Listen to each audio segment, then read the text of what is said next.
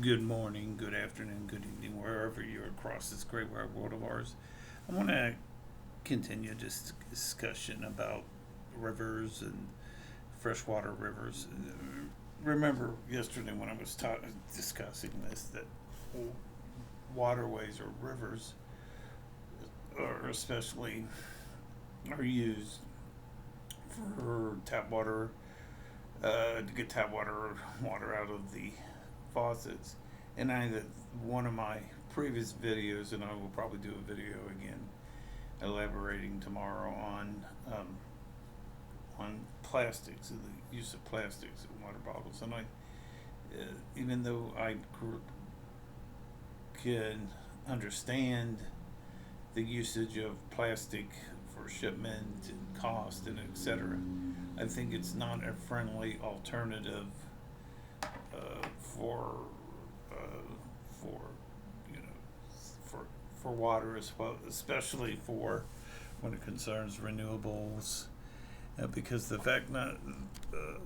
issue becomes whether we can. Sorry, I'm playing with the camera a little bit, but whether we can make a difference concerning um, plastic water, and like for the most part, like I said, though a lot of drinks anymore. Like today, I got a drink from Canes, and it's plastic, but I will put it in the recycling thing, which I have, and use that as recyclable. But the issue becomes for me is that you know I believe in a marketable economy, but I also believe in a market economy for renewable energies. And the big issue is that we should come up with a solution to making plastics that don't take centuries or even decades to biodegrade, but can be used again. Or the other solution, I think that,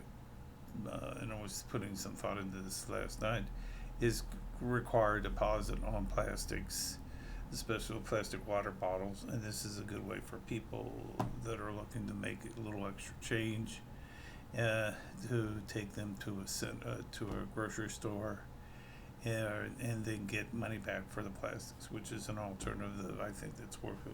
Especially when we go in, like today, I ordered a 2 liter of of of a beverage, a soft drink, and see the plastic, um, and it comes in plastic, is to have a system set up to where this is can be set up as a system where, especially among the major chains, like your Kroger's, for instance, and they can be like when we look out west, you got Smith's, which is part of Kroger's, and Albertsons, etc., that can develop, and even places like Sprouts, a few of these other places that you can take the plastic in and get some kind of cash for them, especially with the plastic water bottles and the soft drink bottles. Anyway, but my point on this today is morally talking about the issue of, you know, the oldest rivers in North America. And the oldest rivers in North America are as follows: is the New River, which is about 260, 300 million years old. The French Broad River, which is 300 to a million years old.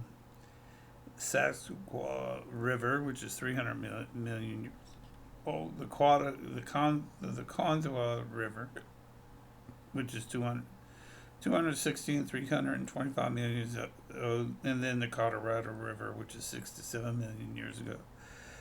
The top four are basically in the Appalachian, or what I call West Virginia area, which, if anybody's ever been to New River, on the New River, especially if a good town, which is a really excellent town that I like. It's kind of like real hip, kind of gives off that positive vibe. It's Hinton, West Virginia, and so much as another town that I like is Bisbee, Arizona, which gives off like really hip, artsy type of town. Uh, to me, both of them, and Flagstaff's another one that I like too.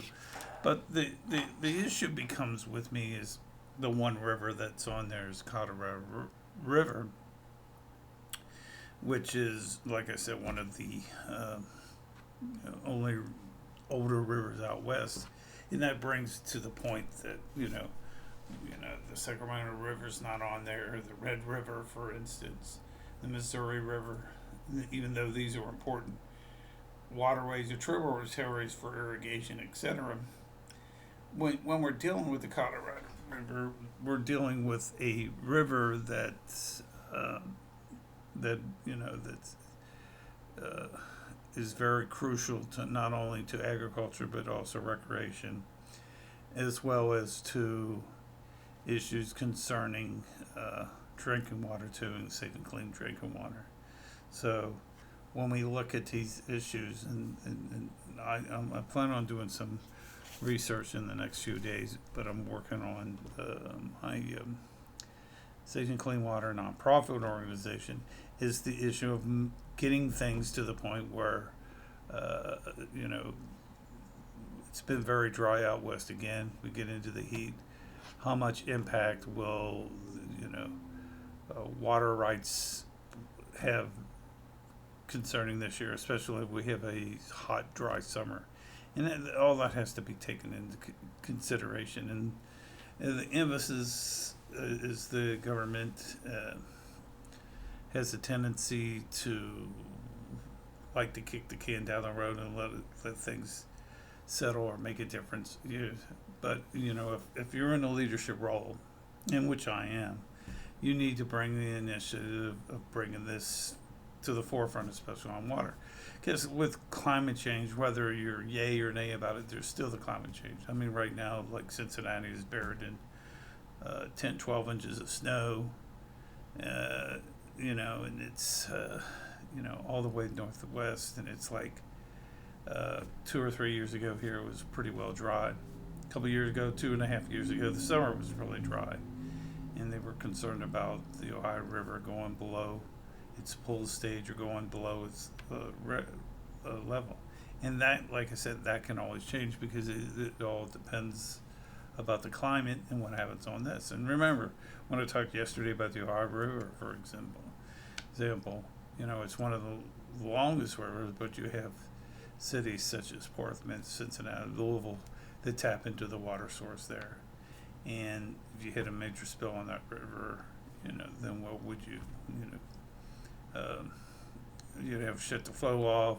Hopefully that would come back, and solutions for clean and safe water will emerge. But here again, we're talking east of the Mississippi River, not necessarily. And as you go past the Rocky Mountains, or I always like the 100 Meridian Point westward, then you're talking about a very arid, dry climate, especially when we get in the American Southwest, such as Southern California, Arizona, New Mexico, western parts of Texas. So anyway, these are some food for thoughts to take into consideration. Man. Just because they're older rivers, they're still critical to safe and clean water. Anyway, folks, have a great day. Feel free to donate to the North American Safe and Clean Water. This is an organization where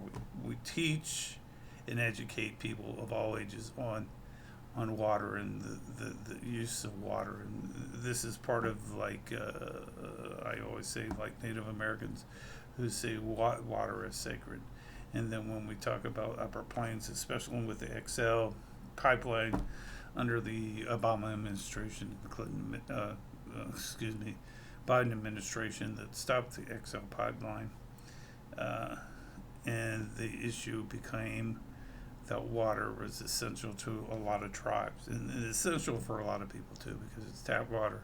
But one of my emphasis too is that many of the Native Americans lands, especially in the west of the 100 Meridian, lack of adequate plumbing infrastructure for clean, safe water. Anyway, folks, have a great day, and tomorrow I'll do another video as well. Please like and subscribe, and also donate to a worthy cause. Thank you, and have a great day.